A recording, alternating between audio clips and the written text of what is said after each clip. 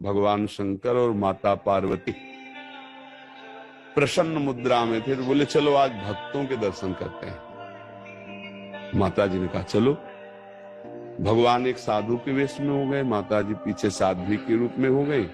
एक धनी आदमी चारपाई पे बैठा सुपारी कतर के खा रहा था, 50 गाय भैंसे सब।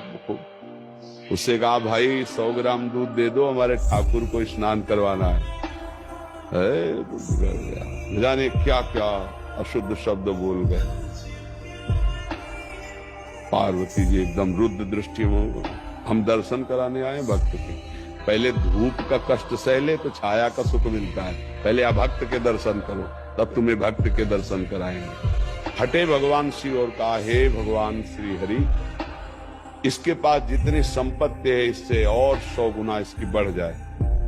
माता जी ऑर्डर दानी तो कहते ही, उसने 100 ग्राम दूध नहीं दिया, गाली दी ऊपर से। और ये भगवान, फिर भगवान बोले आओ चलते हैं तुम्हें भक्त के दर्शन कराने। एक गांव में गए तो फुसा की झोपड़ी थी, उसमें उसकी माँ रहती थी, एक गाय थी।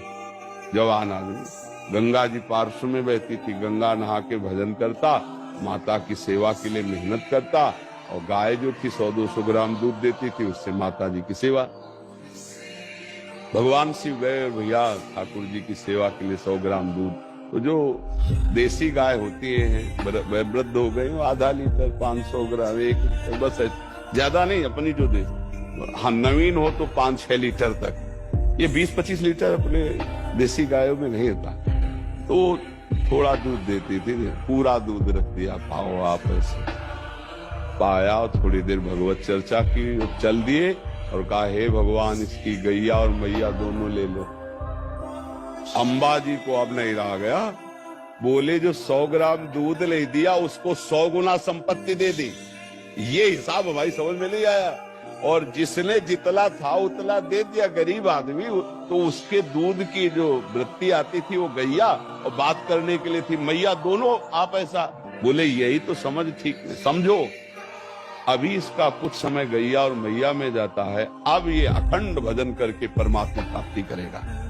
और वो उतने वैभव में तो अपमान संत का कर दिया, जब 100 गुना और बढ़ेगा तो महापाप करेगा, नरक जाएगा। समझ रहे? तो भगवान के विधान को हम लोग समझ नहीं पा रहे। अगर हमें भगवान नहीं दे रहे तो जरूर हम पर कृपा करें, ऐसा हमें मानना चाहिए।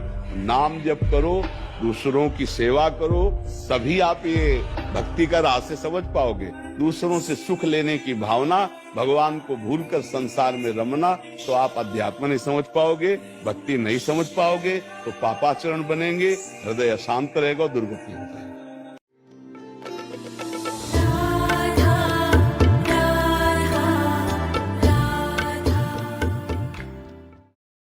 तो आइए और मेरे साथ प्रेम से कहिए राधे राधे।